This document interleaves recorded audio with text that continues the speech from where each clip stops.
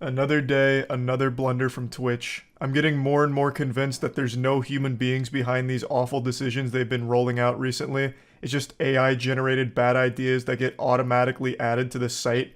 It is embarrassing. I feel like Twitch is going the way of MySpace. You know, like maybe Tom is behind all of this in an effort to sabotage another company.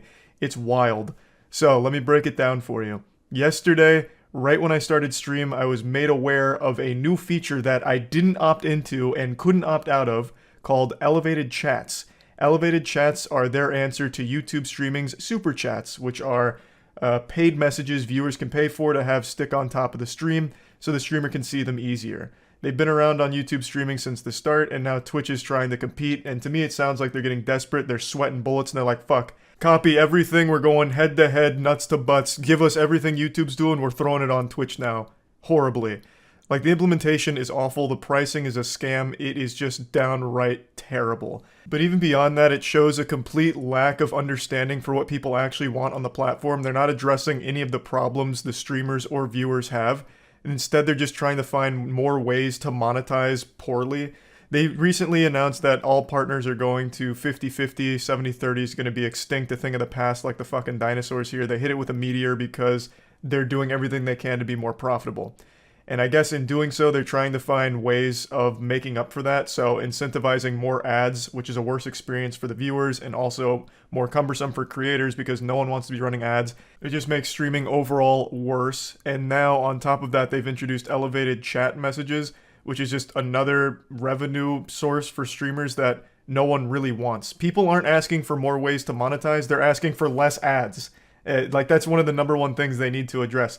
You know, elevated chats can work, I suppose, like on YouTube, super chats are fine, but the way Twitch has rolled these out is already terrible, and it's not something people want. They're just missing the point. I forgot to show what an elevated chat looks like in the stream clips I'm about to show you, but let me do that now. So an elevated chat is a message a viewer pays for, and it can go either on top of the chat, like it does on YouTube, or beneath the stream video, but only if you're outside of theater mode and not on mobile. It is such a dumb fucking location. I don't know who thought of that. They must have been like very close to overdosing on Xanax to think that was a good spot for a message. The streamer can't actually see it, and neither can viewers unless they're like out of theater mode on desktop. It's so dumb. Let me show you. This is from Pinta's stream. Real draw. Oh god, you can link clips in it. If you blink, you may have missed it. This is $5 to put this message here in a spot where no one's even going to notice it. You're just paying money to be ignored and never seen. It's the exact opposite of an elevated chat. It goes underneath the stream in most cases, so just banished to the shadow realm. And it's $5 to keep it up for 30 seconds, and it goes all the way up to 2.5 minutes for $100. Their pricing makes no sense at all. I'm sure you already figured out a massive flaw here, the big plot hole, the loophole. Why would you pay $100 for 2.5 minutes when instead you can get 2.5 minutes by just paying $5 multiple times? Let's go ahead and get down into the algebra here. You know, you don't really need a mathematics degree. For 2.5 minutes, you could just buy 5 30-second slots. So you'd pay $25 for 2.5 minutes as opposed to paying $100 for 2.5 minutes. Fucking mind-blowing. It's like they didn't stop and think for even a brief moment about this system. They just rolled this out as quickly as possible. I legitimately do think Twitch is watching all of the videos and all of the tweets people are saying about the platform, and a lot of people, like Ludwig, have called out the bloat at the company, how Twitch has so many engineers and yet they haven't rolled out any features in a long time. The most that Twitch has done for features is just take them away, like getting rid of hosting, for example. They haven't really brought anything new. So I bet they started to get a bit concerned, like, holy shit, you know, he's right, they're all right. We're not using our engineers for anything. Get them on a project, please. Give them like a summer reading homework, you know, a little book report. Have them just drum up some kind of monetization idea, I don't care what it is, and we'll throw it on there tonight. And this is what they came up with, elevated chats. Just to justify the existence of their massive engineering team. Like, hey, no, look, they're actually doing something, guys. Look, here's an elevated chat function that didn't exist yesterday. It's just terribly done. The idea itself isn't horrible because super chats are pretty good on YouTube. They work well, like they're effective. But how they've done it on Twitch is so much worse, it is laughable. Now let me go ahead and show you when I went over all of this on stream last night because, like I said, I had no idea it existed until I started stream. So they actually did make a super chat. So that's supposed to stay somewhere for 30 seconds, but it's immediately gone. Where does it go? It goes below your stream. How the fuck am I supposed to see it if it's below the stream? What? I don't even see it below the stream either. And it looks like it's $100 to keep it up for 2.5 minutes. What? This isn't even a meme. The only use I see for elevated messages is to make an advertisement for yourself under the stream for 2.5 minutes. Because there's nothing else. Because I literally can't see it myself. Unless I have my own stream open. Why would anyone buy the 2.5 minutes for $100 when you can just buy the $5 30-second message multiple times and save yourself a ton of money? Did they think this through at all? Like, legitimately, was there a single ounce of thought behind this system? There is legitimately no reason at all why anyone should use the system, because as a streamer, I can't even see the elevated chats. They're only on the stream and underneath it. So I don't even see it.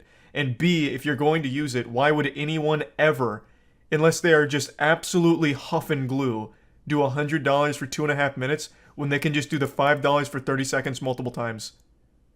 It doesn't even show unless you're out of theater mode. Yeah, no, this is an absolutely terrible, terrible system. Oh man. Isn't that what YouTube had? Isn't that what YouTube has minus the duration? So YouTube has super chats, and with a super chat, it goes to the top of the stream and it stays there for I don't remember how long, but it goes to the top of the stream where anyone can see it. They just click above the chat. This only the elevated message only shows up underneath the main stream and only when you're not in theater mode. So I don't see it in my chat. I can't see it anywhere in my chat. So it's literally the exact opposite of elevated. It goes under the stream. In the most inconvenient location. This says you can put it above the chat. Where? I guess I didn't go all the way down.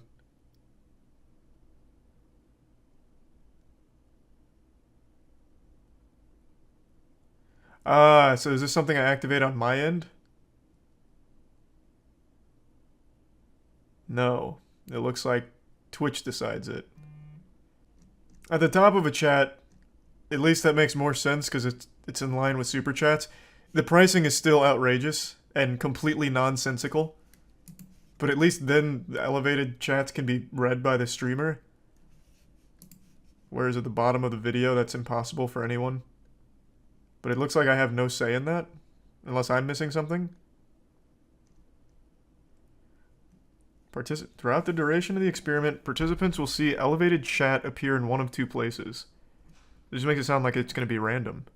And looks like I got the below video one. Did they make an announcement about this? Because I didn't hear about it until I started stream and someone in chat was like, what the fuck is this? Oh, wait, here it is, right here. He doesn't even see elevated chat. It doesn't come up in my chat. Apparently they're testing two locations. One that makes sense, which is the top of the chat. And then one that is just a nonsensical scam, which is bottom of the video. And I like how even for this, they don't show you the example because they know it's trash. And it looks like I have no say-so in which one I get. And this is the one I got. Oh no. Oh. I saw it come up in chat. Bro, you just did $100 elevate chat. I really hope that you found that $100 on the floor or something. Because if I didn't just catch that going by in the chat, I wouldn't have seen it at all. Don't do that. That just hurt my feelings. It's a good message too, man. Oh no, no, don't fall for the Twitch scam. Can you disable it, bro? I didn't even elect for it. No, I can't. I didn't even know it existed. No, the bits and everything, all those pop up and work as normal. It's just the elevated chat. Like it's not even like an activity feed option for me. If a mod deletes your elevated chat, you don't get a refund. Oh wow. That's brutal.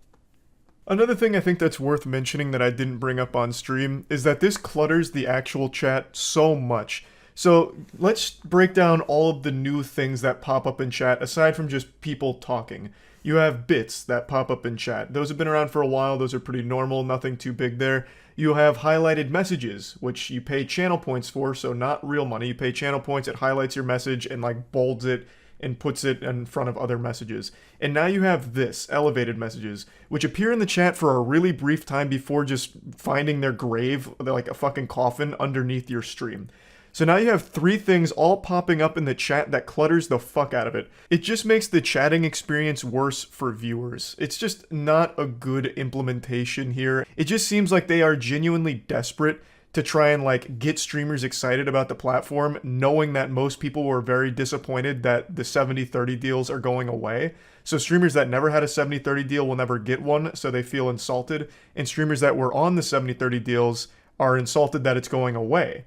So it just, Twitch has put themselves in a lose-lose situation, and them trying to like make up for it is making the platform worse for it. Like, it's just so backwards. I don't understand how they are so mismanaged. No one is steering this ship appropriately. So yeah, I just wanted to bring this up. Way too expensive, way too half-baked. It's just not well done at all from Twitch here. Just a big L, unfortunately. That's about it. So yep, another day, another shitstorm. I have been glued to every piece of internet drama that's been unfolding over the last 9 days. I wake up every morning, eat a strong, nutritious breakfast built for a growing boy, and immediately start scrolling the cyberspace just to see what new chaos is erupting and more shit burning to the ground and falling apart around us. I've been so hyper-focused on internet drama, I didn't realize that there's a hurricane about to hit Florida pretty soon.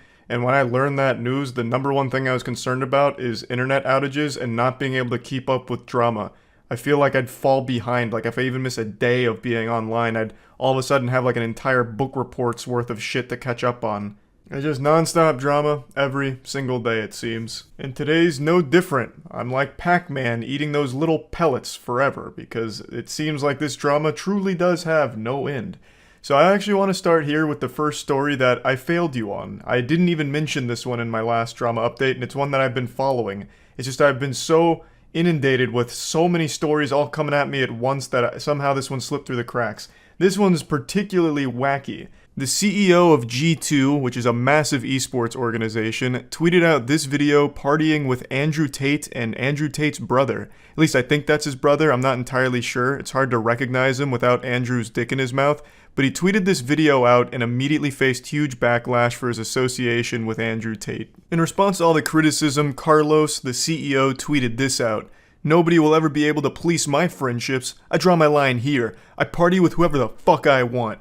So Carlos went big man mode. He puffed out his chest, planted his feet, and flexed his pecs and said, "You don't get to dictate who I party with."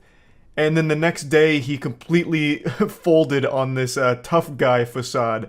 The strong man, big guy routine didn't pay off very well, because the next day, G2 announced that Carlos would be taking an 8-week-long vacation unpaid. So Carlos then had to make a post kind of apologizing for everything and announcing that he was going to be stepping away as CEO for about 8 weeks of unpaid leave. But I will give Carlos credit here, he did not delete his tweets. So that's pretty fucking epic, I guess. For the second time this week, as I was rendering this video, another massive bomb just dropped. An update to this story. Carlos just announced he's stepping down as CEO of G2. He filmed a farewell video that was pretty heartfelt and he was teary-eyed, so it doesn't really seem like this was his decision. It doesn't seem like he's really wanting to step down as CEO of G2, so it really seems like he was kind of forced to after all of the backlash from his Twitter video partying with Andrew Tate. G2 is a massive esports org. It's one of the biggest, legitimately one of the biggest. It was started by Carlos, and now he has announced he's stepping away from it. Now, the whole backlash on the partying video he posted, it wasn't just like Twitter people being upset or anything. This cost G2 greatly. They lost their position in the VCT, so they're no longer in the upper echelon of the Valorant esports scene. Valorant just recently franchised, which means it all went to dog shit immediately. It's terrible. It's absolutely garbage. They only allow a specific number of teams to come in there, and the way they decide that seems like just throwing darts at a board, and it's completely random. It wasn't just G2 that didn't make this cut. FaZe didn't make it, TSM didn't make it, Optic didn't make it despite being one of the best fucking teams in Valorant. Like, it's a real head scratcher how they fucked it up this bad with their franchising. It's a terrible thing, but the reason G2 didn't make it, at least the speculative reason why G2 didn't make it, is because of Carlos's Twitter video where he was partying with Andrew Tate. And that's a really big deal because Valorant's one of the biggest esports games in the world right now. It's estimated that a spot in the VCT costs anywhere from $10 to $15 million right now, based on what I've read. So it was a big blow to the org, and it looks like they may have strong-armed him into stepping away. They posted this tweet about the situation saying that they received and accepted Carlos's announcement to step down as CEO, and then the next paragraph highlighted that they don't support any form of misogyny or anything like that. So it really does seem like the driving factor for why Carlos is now no longer associated with G2 is for that partying video with Andrew Tate. So what a wild development there. Now the next little bit of drama isn't that serious. It's people that believe my G Fuel flavor, Divine Peach, is too good. They think that my G Fuel flavor is just way too tasty and they can't get enough of it. And people were a little upset that the hydration formula of it was sold out, but I've got great news. It's back in stock. So we can put that drama to bed, and right now G Fuel is doing a sale and code MOIST is working. It's live, it's hot. So make sure to use code MOIST at G Fuel in order to get money off your order. And the Divine Peach flavor for hydration formula is back in stock, so make sure to pick up some Divine Peach. The link's in the description below. Let's move on to the next story here. This one I just now learned about, and I find it pretty interesting. So, there is a YouTuber named Dan Allen who recently exposed himself as the insider that was leaking confidential gaming information on Twitter.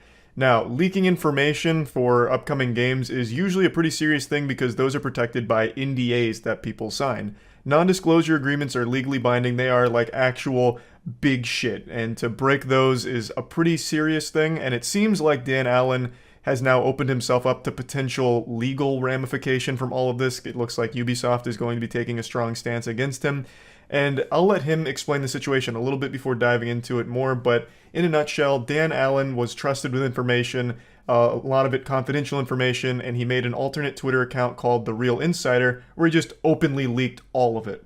And this is his response. If you're not familiar, what's happened is I created a alternate Twitter account called The Real Insider, and started leaking things. And a lot of you are reaching and saying, well, why the fuck did you do it? And to be honest, it's clout, it's the buzz, it's being addicted. Clout is more valuable than oxygen these days. Clout has driven men to do the most extreme things imaginable, and Dan Allen is yet another victim of his own hubris in that never-ending quest for more internet points. So, he did it for the fame, the glory, and now he is facing legitimate problems from this legally. So, it all began when Dan Allen made the grave mistake of not switching to his other account, The Real Insider. Instead of responding as The Real Insider, you can see he responded using his Dan Allen Gaming account. No, someone else, he tweeted, and shortly after, the tweet was deleted with Dan Allen realizing his mistake. Yang Ye's video goes much more in depth on this situation than I will, but I just needed you to see how he got exposed here. He fucking went into public and pulled his pants down, and he didn't have nearly enough time to pull them back up before people started laughing at him for it. He, on his alt account, The Real Insider, made a post, and when replying to a comment, did it on his main account, the Dan Allen account, which immediately connected Dan Allen to The Real Insider, thus exposing him as the leaker that was giving away this confidential information. Just such a goofy way of getting caught here. There's no like cool story behind it or anything. It's not like Batman catching the Joker or whatever. This guy just made the simplest mistake ever, forgetting what account he was on when making this post. And now it's taken a huge toll on not only his YouTube career, but like I said, he could be facing legitimate legal action from the developers that have trusted him with this information that he violated by posting it on Twitter. So that's where that one's at. And speaking of leaks, here's a little update to the Grand Theft Auto 6 hacker who leaked like 90 clips worth of GTA 6 footage. It seems like they may have been arrested.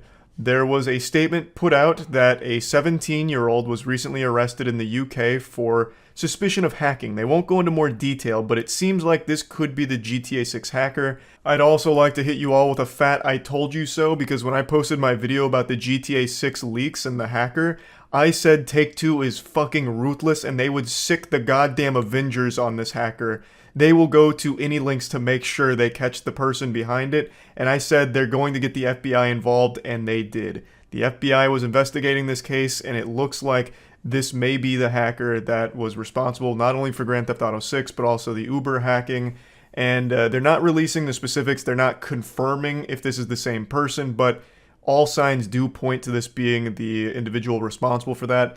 And they're a 17-year-old hacking prodigy, it seems here. So I just wanted to put this on your radar, considering this is something that is a very big deal. It's by far the biggest leak in gaming history. And even though this isn't fully confirmed yet, it is looking like this is the person responsible. Now, in more serious news, there has been a rather large update on the sexual assault situation on Twitch, as well as the potential cover-up of the sexual assault involving big streamers. Last night on stream, Destiny played a recorded Discord call where Mizkif and Mitch Jones were present and being pressed on, why would you cover up a sexual assault, and just trying to get to the bottom of everything and just really pressing them on all of it. To break it down to the bare bones, a streamer by the name of Adriana Lee was sexually assaulted while passed out drunk by another streamer named Crazy Slick, and after this situation, big streamers like Mizkif were accused of trying to downplay it, to make it seem like it wasn't a big deal. Maya was also brought into it and accused of gaslighting Adriana into believing it wasn't that big of a deal. Mitch Jones was brought into it, doing something similar like downplay the situation. And this Discord call that Destiny played on stream was Mizkif and Mitch Jones defending their positions or talking about the situation as a whole. And it's around 3 hours long, so it's a long conversation. But overall, it's fucking horrible. It is an absolutely horrible situation. As I've said numerous times now, this is not goofy drama. This is serious shit. And this call, I think there's a lot of reprehensible shit that gets revealed. I'm not going to go too deep into specifics. I recommend you check out Destiny's video if you want to listen to the audio yourself. So yeah, a huge development there, and I think that about wraps up the drama report here. I think this is about all of the stories that have happened over the last 24 hours. So that's about it. So yeah.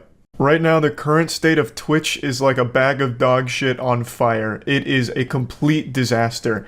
It's like the most degenerate reality TV show program ever broadcast, and the entire internet can't look away, myself included. I wanted to break down every single plot line going on in the Twitch drama sphere, but that would consist of more chapters than a Harry Potter book to it. Every single day, a new bomb gets dropped. Every time you go to sleep, you'll wake up as if Santa Claus visited you, and instead of putting presents under the tree, he put coal and drama in your stocking. And for a lot of people that enjoy watching a shit show from the sideline, that's better than any Christmas present you could ever get, I suppose. So overall, I just thought it'd be helpful to be like an almanac here, a little guide to help you navigate through this wild web of wackiness that's been going on Twitch with this crazy soap opera.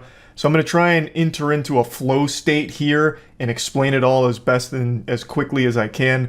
So I'm going to try and really tap into the avatar state here to drive home all of the important stuff happening there. So let's take it from the top. This story starts with an event called Shit Camp. It's the follow-up to an event that QT Cinderella hosted last year, where a lot of big streamers came together and did a lot of really fun IRL content together, and it was just a really memorable, really positive experience. So this year, QT Cinderella was putting on the sequel, Shit Camp 2022, and unfortunately, before the event even began, it was plagued by a bit of controversy because the biggest streamer in the world, XQC, had already said he'd be attending, he'd be going to Shit Camp this year as well, but last second decided not to without informing QT Cinderella beforehand. He didn't give prior notice that he wasn't going to be going, so it caught her as well as a lot of people off guard.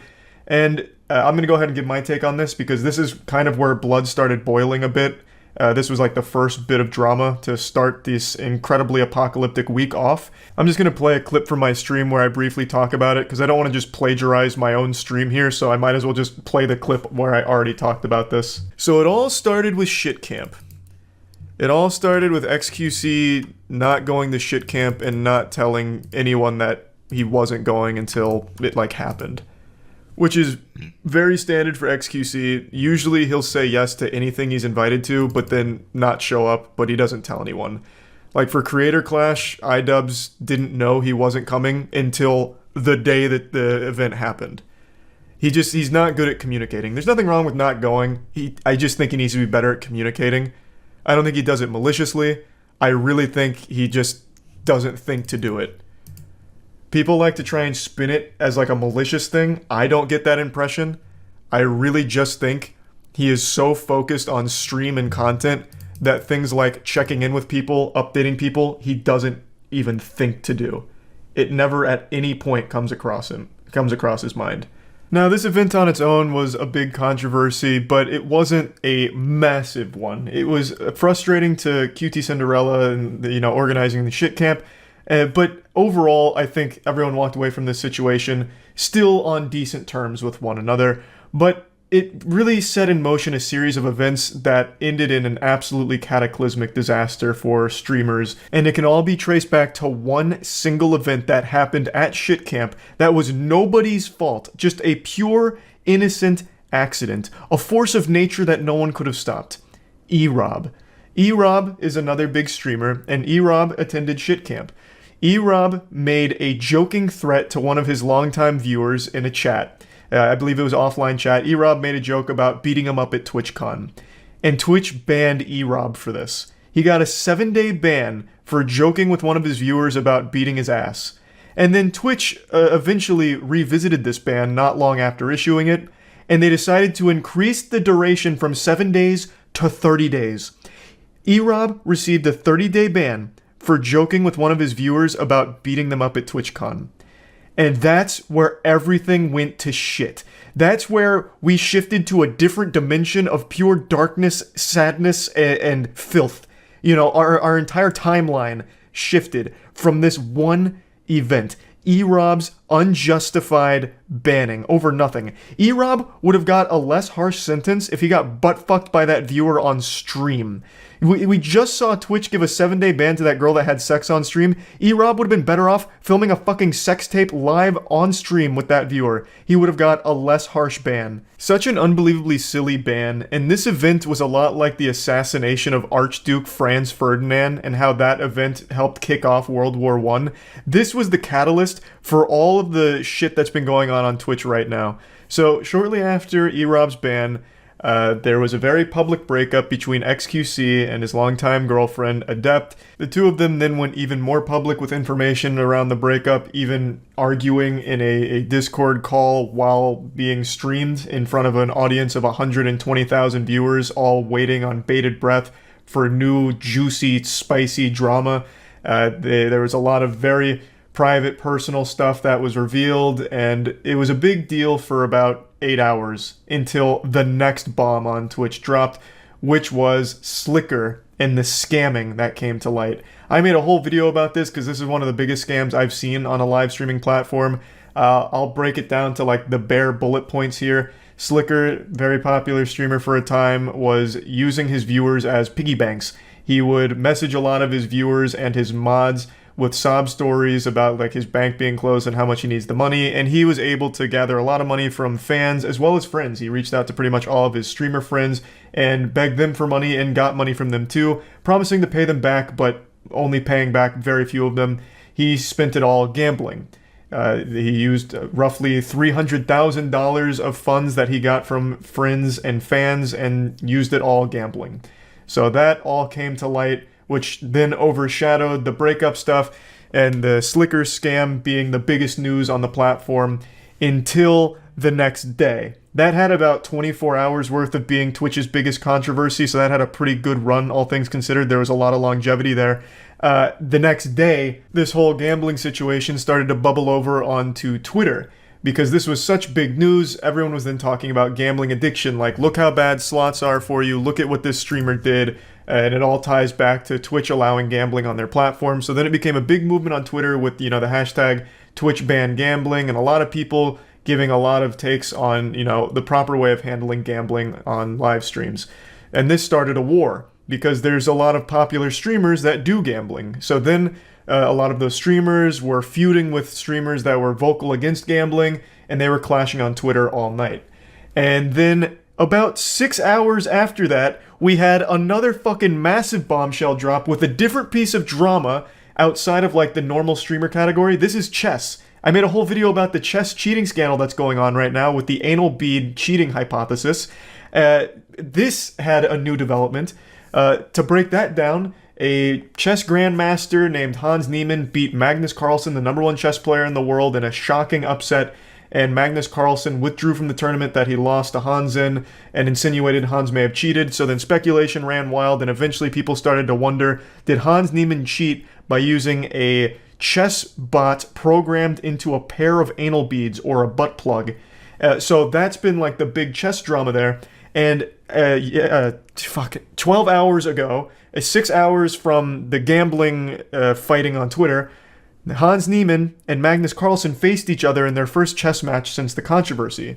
And they were playing online chess. Magnus Carlsen resigned after 2 moves. Magnus Carlsen rage quit his match against Hans Niemann right away, thus continuing this soft insinuation that he believes Hans Niemann is a cheater.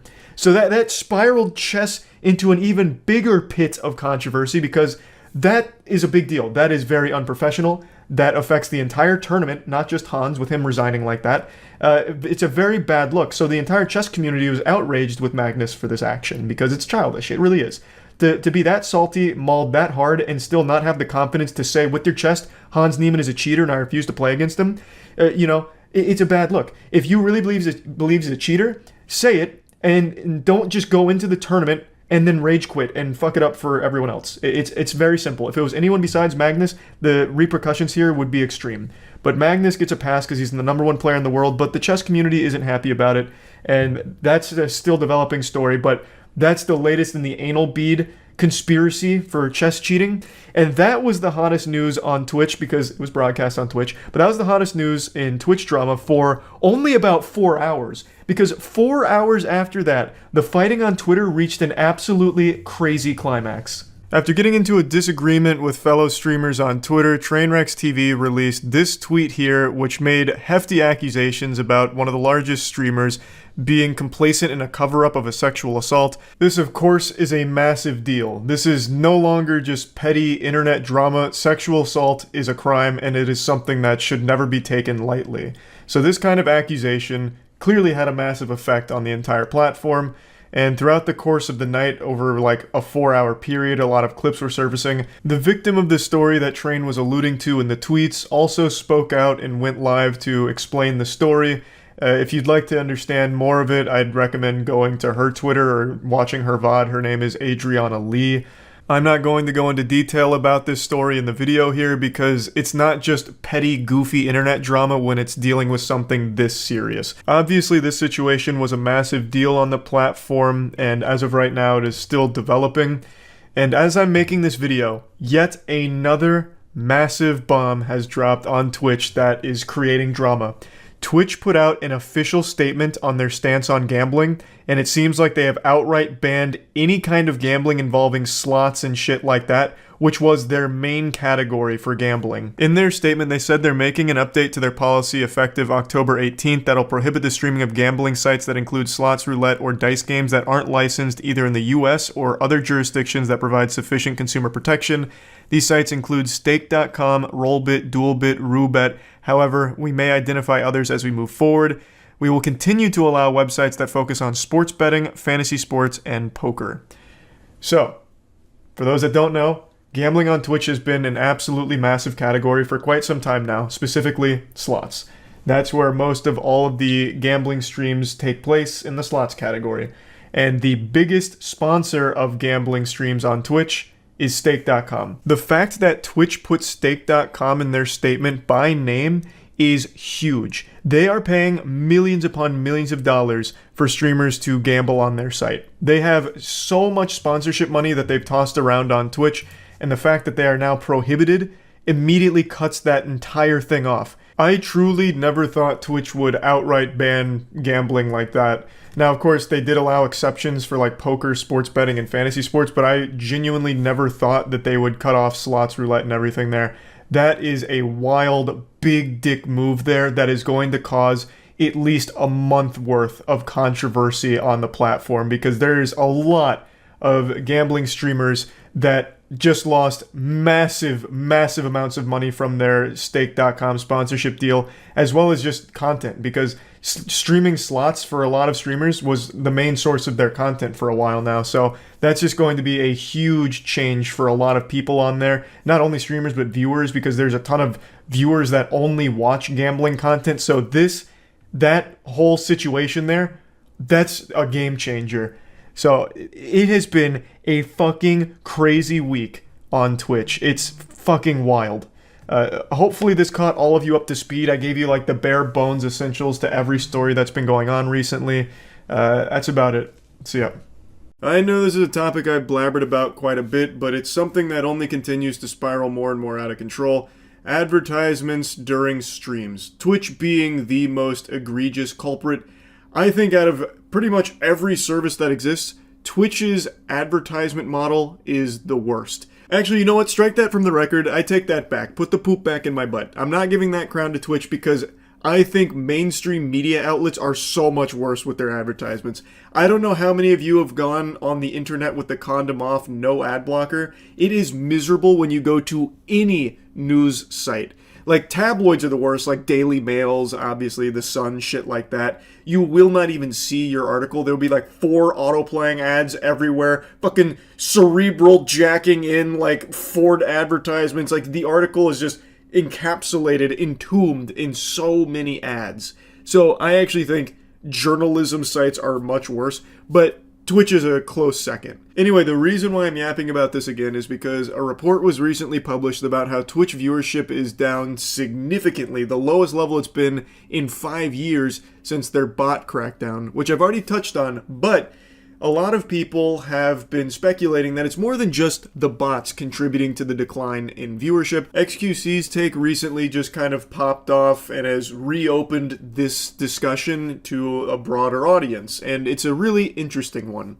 He and many others believe that a lot of people are tuning out of Twitch because the ads ruin the experience. What's going on Twitch right now is often being compared to television, how TV started to decline once streaming got a foothold because most people switched from TV to streaming because they were fed up with all of the ad breaks interrupting them. It was far more convenient and a lot more enjoyable to just watch what you want to watch without any interruptions.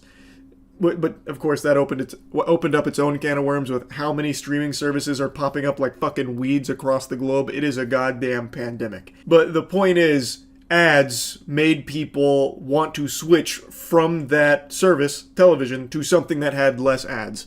And in the streaming space, right now we're seeing that with Twitch mainly, but not just exclusively to Twitch, YouTube. YouTube ads have recently been fucking exploding. Like, there are so many more ads now that users are noticing during streams. Though it can't hold a candle to Twitch, where the standard affair on Twitch, if you don't have an ad blocker or if you're not subscribed to the streamer you want to check out, is you go on Twitch, you go to a category, you click on a stream, you sit through like a 2-minute pre-roll ad before you ever even see the content.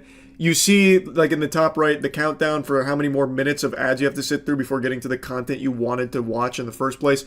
And you say it's not worth it, and you exit out of that person's stream and then just go to someone that you're subscribed to, or you just go somewhere else. Like, I am at the point, and I've been at this point for a while, where if there's a pre-roll that plays, I just leave. And on my streams, there are pre-rolls. Not because I put them there, it's because Twitch has it as an automated process. If you don't run at least like 3 minutes of ad breaks, 3 minutes worth of ads for every hour that you stream, Twitch puts pre-rolls there. You earn your good boy points through ad breaks on Twitch, and if you reach a certain threshold, they get rid of the pre-rolls. What benevolent saints. For me, though, I don't do the 3-minute ad break. I do the literal lowest level possible. I'll show you exactly what it looks like to clear up a lot of confusion I'm seeing, because now a lot of people are saying, Twitch is blameless. Actually, we need to all point our fingers at the streamers. They're the ones that are running 30 minutes of ads per every hour they stream. They're the ones that are greedy and putting the pre-roll ads there. And you're half right. There are streamers that do put the maximum amount of ads per hour possible and just force their viewers to just fucking take the punishment, take the belt to the cheeks. That's brutal. It does get rid of the pre-rolls, but that shit sucks.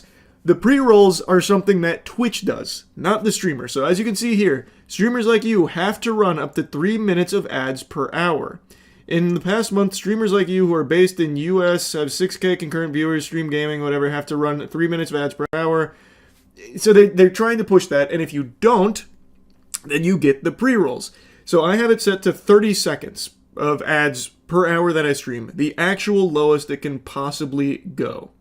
And because of that, I have pre-rolls that Twitch shoehorns in there. But this can go all the way up to 22 minutes and 30 seconds worth of ads per hour that you stream. And I think there are streamers that do that. They just fucking have it go Insano style, turbo mode, off the charts ads out the wazoo here for it. And that is entirely on the streamers. That is not Twitch's fault. Like, I do think that ruins streaming. Streamers that do that and try and, like, normalize that level of ads. That shit is diabolical. But as for the pre-rolls, that is on Twitch. And I think that is a terrible, terrible practice. That is the antithesis to what streaming is supposed to be, where it is just a live flow of content and you click on things that seem interesting or streamers that you might be interested in watching, and no one wants to sit through fucking 3 minutes before they even see that stream to see if they even like that streamer. They're just gonna leave, like I do. It's just stupid. But it is what it is. That's what the platform is. And it's extremely annoying. And I would actually say that the way Twitch does ads is worse than television ever was. By its very nature, streaming is supposed to be a constant flow of content. You are watching something live. And when it gets interrupted with a 3-minute ad break, it's not just like everything pauses while you watch those ads. You are just now missing 3 minutes of what you tuned in to see. Whereas television, even when you're watching like a live sporting event, when the ad break pops up, there's a timeout. There is a break. You don't miss anything. Or if you're watching your favorite show and it gets to the big climax and then there's an ad break, well, the climax doesn't happen in the fucking background. You don't miss anything. When it comes to streaming, you do. So I think it is much worse, and it is much more intrusive, and it is far more out of control now than it ever was for TV. Because at least with TV, there was like a set amount of commercial breaks. On Twitch, Jesus, Lord knows, because streamers control it. And there are a lot of streamers that just do like maximum ad breaks, so it'll be like fucking 7 minutes worth of ads for every hour streamed, or significantly more. Like, they could be doing 3-minute ad breaks every like 10 minutes. Like, there is no telling how many ads you will be served when watching a Twitch stream. At least with TV, you knew. There was an expectation, and there was plans around it from the content itself. Again, you didn't miss anything with the ad breaks. With streaming, you do. And it's annoying. And people are really fed up. So I do agree with the take that XQC has said, as well as many others have said, about how ads are literally leading to like the death of streaming, in particular on Twitch. Because Twitch is the worst offender for it. YouTube is going down that path with how many ads they're starting to shove down users' throats. Twitch is still in a worse state with it, and I don't see either platform improving in this department. I just think they're going to make it even worse. Especially Twitch. Twitch, I feel like, has been treading water for a while. Now they do this bot crackdown, their numbers plummet for a little bit. I think that maybe scares them a bit about like the potential advertiser hit that they might take, where the advertisers are like, oh, Twitch, this is a big drop. Maybe we won't spend as much on Twitch. Maybe it's not worth the budget that we're allocating over there. We're going to cut back on this.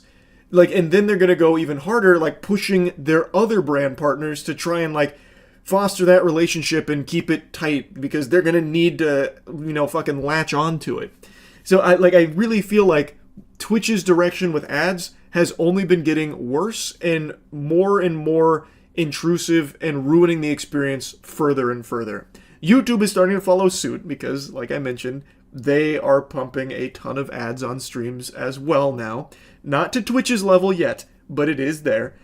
And I just think that it is horrible for streaming, like, in general. Nobody wants to sit through streams like that where it's interrupted by minutes worth of ads for shit nobody wants in the first place. It is what caused TV to go in a bit of a rough patch there, because streaming offered a better ad-free service. And I've already seen some spitball solutions here that I think are pretty trash. One of them was, well, you should be paying all the streamers anyway, so if you want to watch content ad-free, well, fork over some clams to the streamer and subscribe to them. What the fuck, Goober? No, that's super stupid. Streaming is free. Like, you are producing content for free. Getting any money back is just cherries on top. Like, it is a service that is free. And if you now start requiring people to pay money to keep experiencing that service, well, you've got an issue. Because never charge for something that was once free. That is like an age-old saying that remains true. You can find countless examples of that being proven time and time again. Nobody is going to want to pay for something that they were getting for free already. And it is, by its nature, a free service you're providing to viewers. If they like you so much they want to give you some money, then all power to them. I'm not their dad. They can make their own decisions, and that's great. You know, everyone's happy, whatever. But this is not a solution to Twitch's inundation of ads to the platform. Everyone shouldn't be required to spend money on the streams they want to watch in order to watch it uninterrupted and unimpeded. It sucks. That's silly. Another solution I've seen kicked around is, well, maybe the streamers just need to do a better job of, like, planning their ad breaks, kind of like how TV used to do it.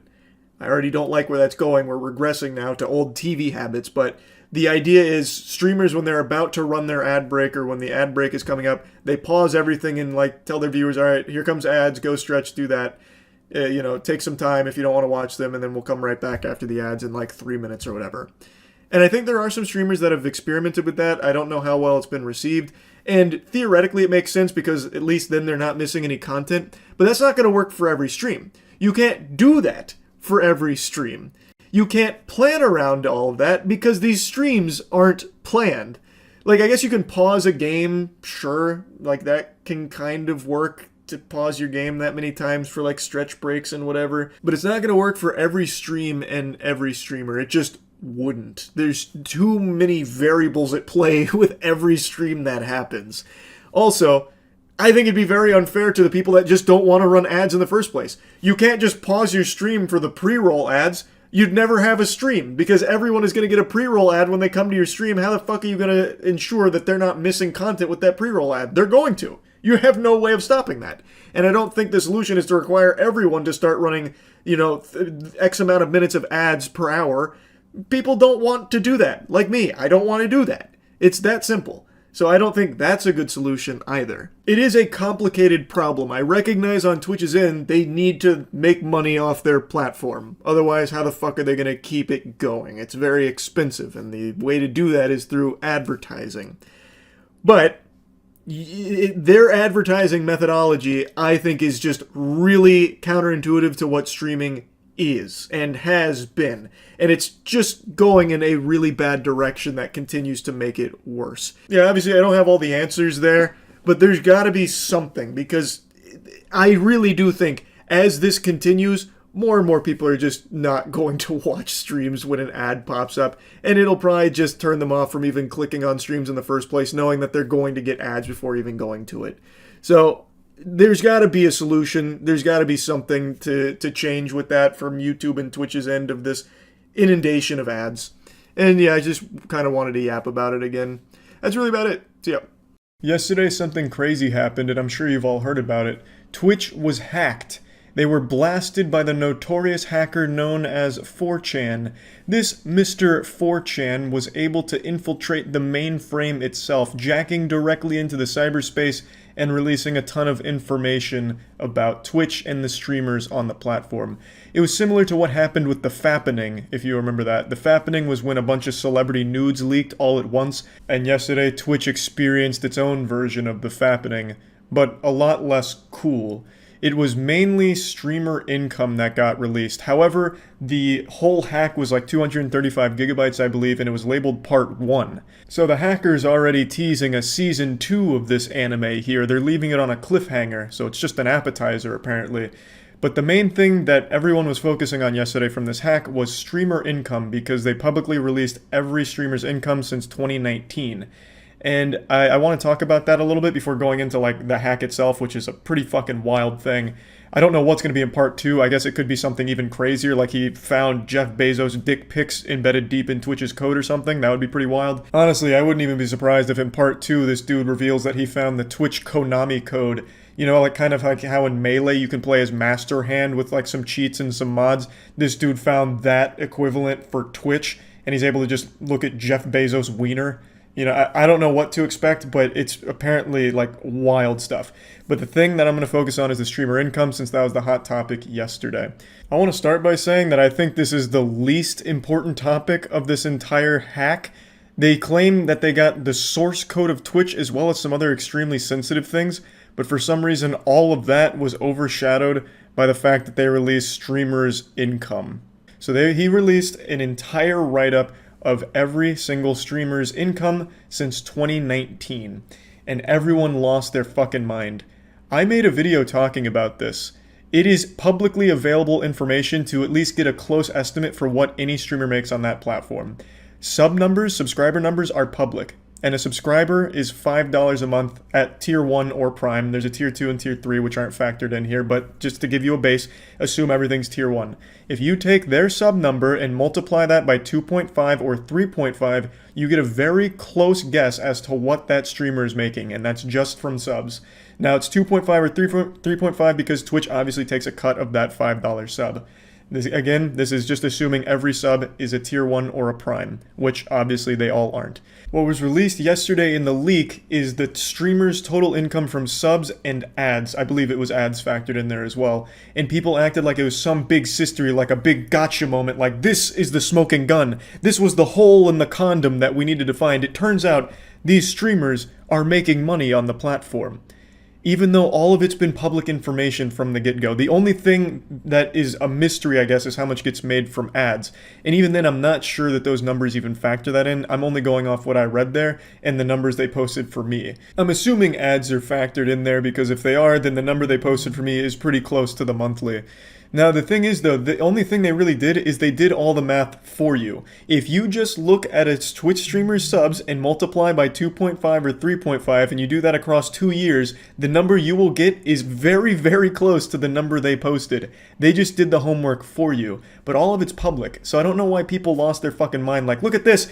It turns out Twitch streamers are making a lot of money on the platform, as if they just found the Krabby Patty secret formula. It takes only a little bit of common sense and a little bit of just thinking rationally for a second to recognize, like, when I give this streamer a Prime, or I pay $5, $15, $25 to a streamer, they get money for that. It's, you know, like, it's not a hard concept to wrap your head around. And exactly how much they get also isn't a mystery when the numbers, the sub numbers, are literally public in your face. Some streamers have their sub count on the screen in front of them at all times. They are begging you to do the math to see how much money they make. And yes, it's a lot. That's no surprise. I've been saying for fucking years, streamers make a ton of money, significantly more than people seem to think they do. Even when the numbers are right in front of them, they still like to believe that the streamers they enjoy aren't well off for some reason, and when they find out that they do have money, a lot of people feel betrayed, as we saw yesterday, which is weird. People were getting mad at me, like, oh, so Charlie, it turns out you make money on Twitch. You're ranked 22 in the world on Twitch in terms of earning. How fucking disgusting. How could you mislead us, Charlie? And I just don't get it, because I'm not misleading anyone. Just because I'm not some douchebag who flexes their wealth all the time doesn't mean that I don't have money. I know I dress like a cartoon character and all that, but it doesn't mean that I am not well off. I'm extremely lucky and fortunate to be in the position that I'm in, and I make that very clear all the time. I understand how lucky I am to be in the position that I am. I don't go on stream and put on an act and pretend to be broke like, oh guys, I'm starving and hungry, I can't afford warm clothing, so when winter comes around it's always miserable. Yesterday I was eating chicken fries off of the Burger King bathroom floor, And I just don't know how much longer I can do this without your primes. I need your primes in order to survive. I'm actually starving to death.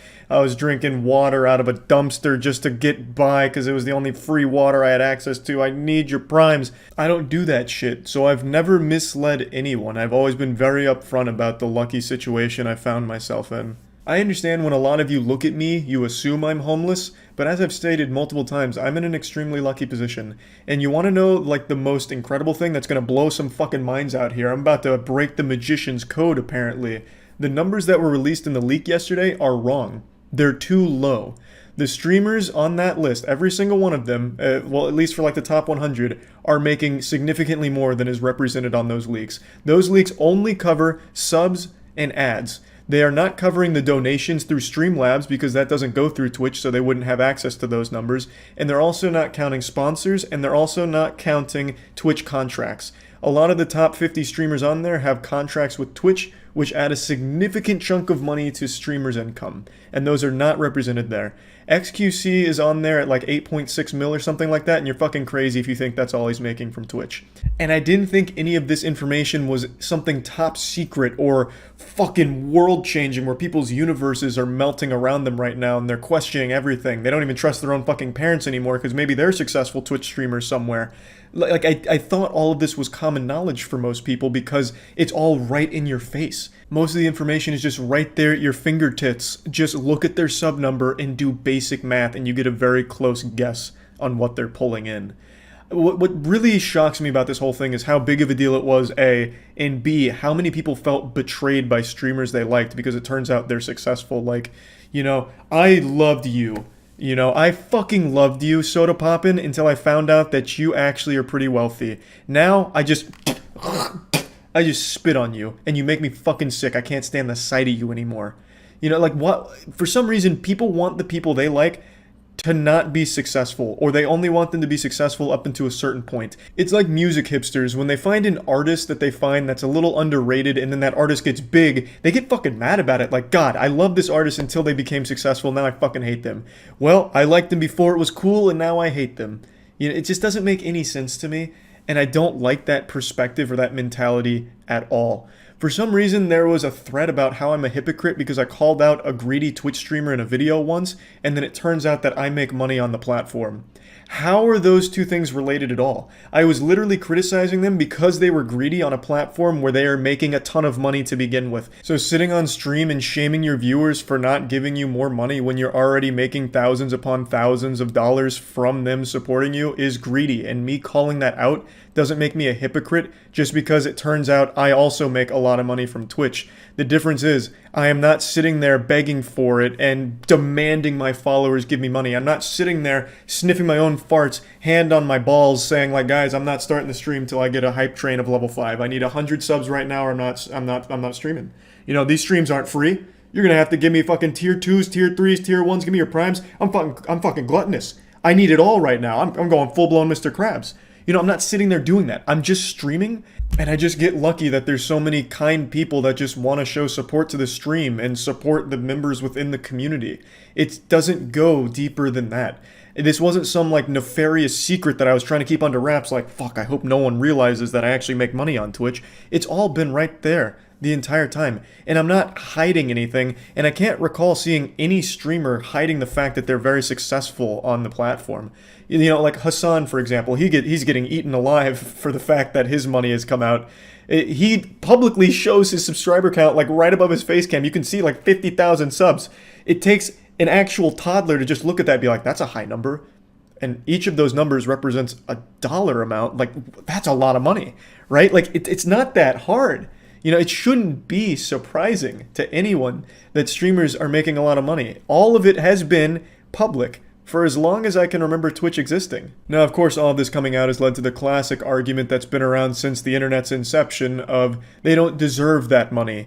These streamers, they don't deserve any of that. Firefighters don't make that much money. My mom's a librarian and she makes half that amount of money. This is bullshit. They shouldn't have that at all. Now, whether or not you think streamers deserve that much money, that's going to be entirely on you. I'm not here to change your opinion or perspective on it. I'm not your dad. I'm not going to take the belt to you if you think differently than I do about it. It doesn't really... It's not something I'm trying to argue. but it's something you could say for pretty much everything else when it comes to entertainment. Why are athletes making that much money, right? Yeah, they spend a lot of time in their sport, they're extremely good at it, but at the end of the day, it's just entertainment for you as a spectator. You pay money to go to their games to watch them play for an hour and a half, 2, 3 hours, whatever sport you're going to, and then you leave being entertained, hopefully, or heartbroken if your team sucks some asshole, and then that's it. Then you do it again next week. Or during the off season, you just get excited for when it comes back around. It's just entertainment that you are paying for at the end of the day. It's pretty much the same thing. On Twitch, you have people that are really good at a game. They'll stream for like 16 hours at a time. You have 16 hours worth of entertainment. And maybe at some point across those 16 hours, you're like, you know what? I feel like tossing $5 this dude's way. He's entertaining me. It's been good company. It's been good background noise. I'll toss $5. And you forget about it. And that adds up. There's millions upon millions of viewers on Twitch around the world every month. So if you just have some people doing that, then the person that is entertaining people for 16 hours is getting $5 pretty often. Like, it's pretty simple. Actors is another one. Anything when it comes to entertainment. Why is Robert Downey Jr. getting paid so much money when he only has to work like 3 or 4 months out of the year on a film, and he's making hundreds of millions of dollars? You could argue he doesn't deserve that much money because he's not putting in that much work, and he only entertains you for like 2 hours once a year at most with a movie. You could say it for the music industry. Lil Pump releases a song where he just says Gucci Gang 100 times. Does he deserve all the money he made from that? Like, it's just something that extends to everything in entertainment, and it truly just depends on what you find entertaining and whether or not you place a monetary value on entertainment. Like, it's just pretty simple. It's not a competition of like what's harder or what's more beneficial or productive. It's just a matter of whatever puts a smile on your face and if that's worth anything to you. Like, I just don't really know why streaming is the one that's targeted when it extends to everything in entertainment. It's just not that deep. It's the same as every other entertainment field. It really is. The only difference is the amount of hours that go into it.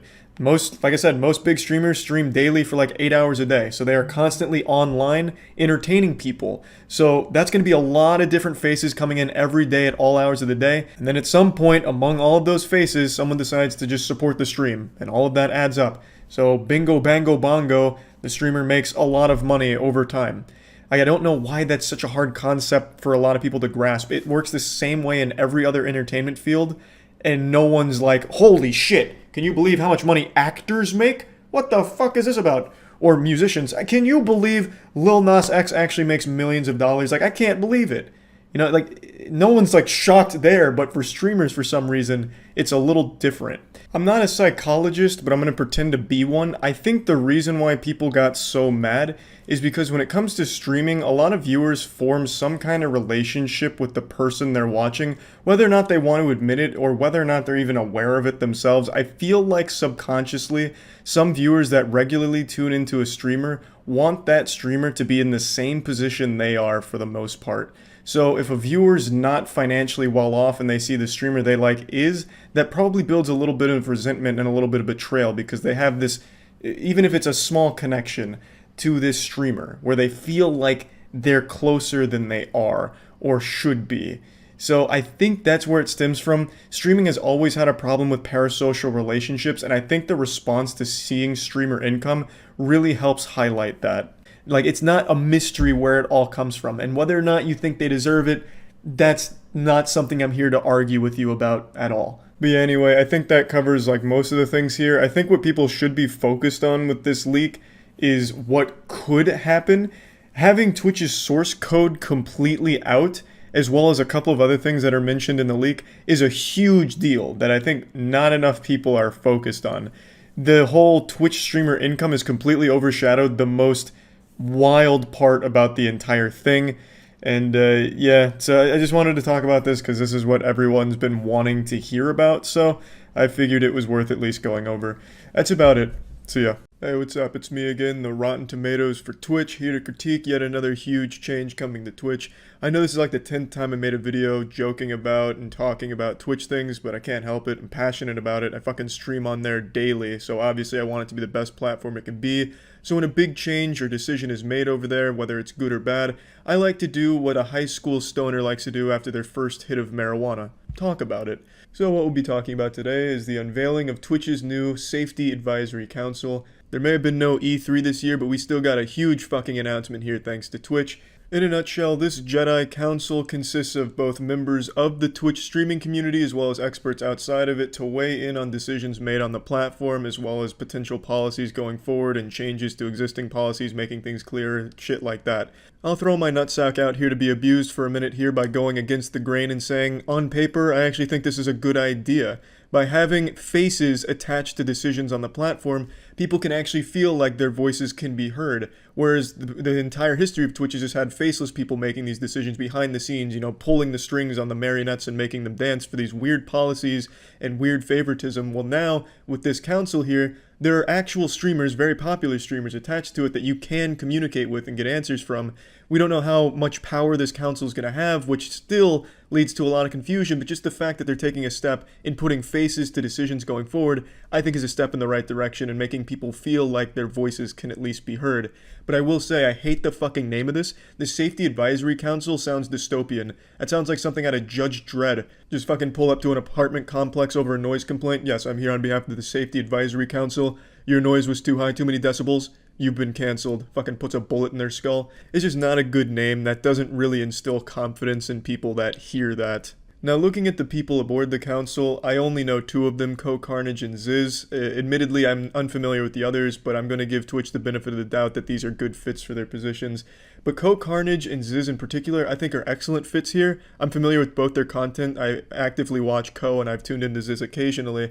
And I think both of them have a very good understanding of Twitch culture as well as understanding exactly what is and is not allowed and how to make policies more clear, as well as what policies should not even be there in the first place. As said during one of his streams about this, he's actively fighting to make sure there's not too many rules that start suffocating the creators, and I think that is the absolute best way of approaching something like this with this kind of responsibility. Now, as I said, I don't know the majority of people on that list, but I am giving them the benefit of the doubt. However, one of them in particular, named Steph, has recently shown that the power is kind of getting to them in a certain way. And I'm not trying to be rude, but it's really hard to have a positive opinion of the Safety Advisory Council right now due to the drama that she's stirring up on her own personal streams. Can't get rid of me. Twitch is endorsing me, and there's nothing you can do about it. So I'm just gonna dance to your sad tears. I'm just gonna drink your tears. This is her celebrating the fact that she's no longer subject to bans on Twitch due to her position, and I think this just lacks taste. Twitch has been a platform that's been plagued by very odd bans that have ruined lives, so for her to come out here and say that nothing will ever happen to her because of her position and rub it in the face of people who have been wronged by bans like that, I think just shows a real lack of care for the people on the platform. Now, I'm not here to humiliate or belittle Steph in any way. I already know a lot of people are going to point out that viral clip of her where she's role-playing as a deer having an orgasm on a stream. Yes, I think it's odd to broadcast that on Twitch, but it's not pertinent to what I want to talk about. And you know me, I like to joke about those odd fetishes all the time, like that person that steps on bread and ejaculates in their pants. I think that shit is just really fun to make some jokes about, but they're just that.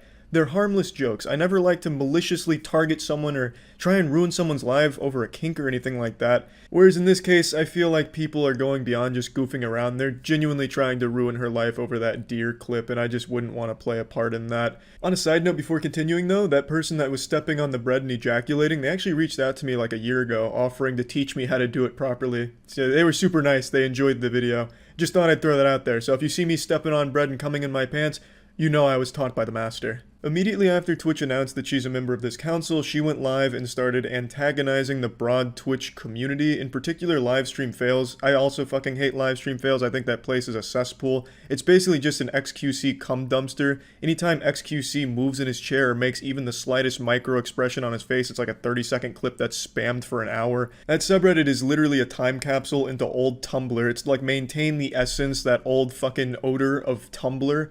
It has this two camps. It's like a perpetual civil war. One camp that loves fake manufactured drama and getting invested in these reality TV shows on Twitch, and this camp that pretends to hate it, but what they love is loud, screeching, jingling key clips, but they also still do love that fake drama, so then they'll come together and start upvoting all these drama things, and then they start attacking each other. It's a weird community, and no one hates livestream fails more than livestream fails community hates themselves. It's really weird. It's not a good subreddit. So I totally understand why the majority of streamers don't even like it in the first place. But what Steph has done is she's taken livestream fails and put that as the face of Twitch itself. So instead of just attacking some of the bad actors on livestream fails, she's attacking everybody on Twitch for a ton of different things. Well, I'm just not cool with white supremacy, y'all. It's really not that. I think a lot of you gamers are actually white supremacists. Sorry. Just a fact of how I feel, which isn't a big. That's such a fucked up thing to say, especially on a platform like Twitch, which is primarily composed of gamers. Not to go like 90s back of the cereal box slogan, but Twitch is literally like extreme gamer zone territory. So to outright vilify gamers by calling a lot of them white supremacists is so beyond disrespectful, and especially given your position as a member of the Safety Advisory Council.